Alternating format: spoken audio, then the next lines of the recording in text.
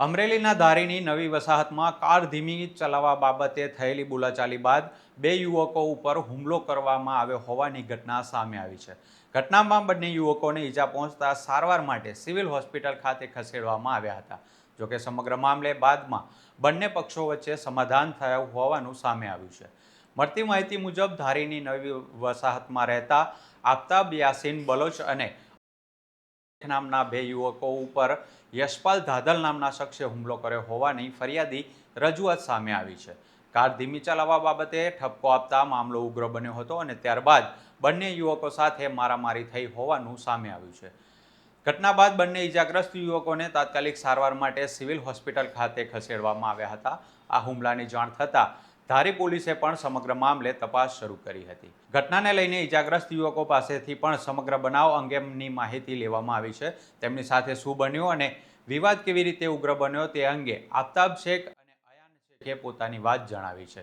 સૌપ્રથમ ઇજાગ્રસ્ત યુવક આફતાબ શેખ પાસેથી જાણીએ કે કાર ધીમી ચલાવવા બાબતે શરૂ થયેલો આ વિવાદ કઈ રીતે ઉગ્ર બન્યો અને તેમના જણાવ્યા મુજબ સમગ્ર ઘટનામાં શું બન્યું હતું. એના એવો બન્યો તો શરીરમાંથી ફૂલ ગાડી લઈને નીકળ્યા.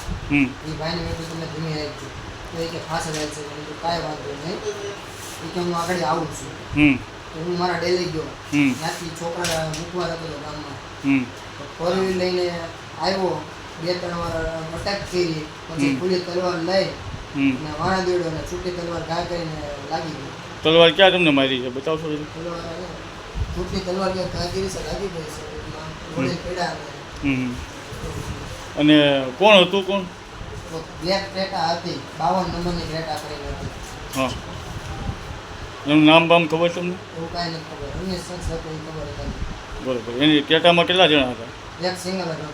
આ ઘટનામાં શેખને પણ ઈજા થઈ હોવાનું સામે આવ્યું છે. ઘટનામાં તેઓ હાજર હતા ત્યારે સમગ્ર બનાવ કેવી રીતે બન્યો અને હુમલા અંગે તેમનો શું પક્ષ છે તે પાસેથી સાંભળીએ. અમે અમારા ઘરમાંથી મને પંપે મૂકવો હતો, પંપે કામ કરું છું અને મને એ મૂકવા આવતો હતો અને એ ડાયરેક્ટ મને તો હું ખબર નહોતી કઈ વાતની. હું ભાઈ પાસે બેઠો હતો, ડાયરેક્ટ ક્રેટા જવા દીધી માથે. પછી કઈ ખબર પડી જ નથી, તલવાર કાઢી હતી. તલવાર તમને મારેલી છે કે પગમાં કેવું? હા, પગમાં. ક્રેટાવાળા કોણ હતું કે તમને ખ્યાલ છે? નહીં, એ આપણે કોઈને ઓળખતા નથી. બ્લેક કલરની ખાલી ક્રેટા હતી એ જોયું, બીજું કાંઈ નથી જોયું. ધારીની નવી વસાહતમાં બનેલી આ ઘટનાને લઈને પોલીસ દ્વારા તપાસ હાથ ધરવામાં આવી હતી. જોકે સમગ્ર મામલે બંને પક્ષો વચ્ચે સમાધાન થયું હોવાનું સામે આવ્યું છે. હવે આ ઘટનાને લઈને પોલીસ તપાસમાં શું હકીકત સામે આવે છે અને સમગ્ર વિવાદનું મૂળ કારણ શું હતું તેના પર નજર રહેશે. સ્થાનિક સ્તરે બનેલી ઘટનાએ થોડા સમય માટે ચકચાર જગાવી હતી, પરંતુ બંને પક્ષો વચ્ચે સમાધાન થતાં મામલો હાલ શાંત થયો છે. આવા જ સ્થાનિક અને મહત્વના સમાચાર માટે જોડાયેલા રહો સ્વમાન ન્યૂઝ સાથે. વિડીયો પસંદ આવ્યો હોય તો લાઇક કરો, શેર કરો અને સ્વમાન ન્યૂઝને સબસ્ક્રાઇબ કરવાનું ભૂલશો નહીં. નમસ્કાર.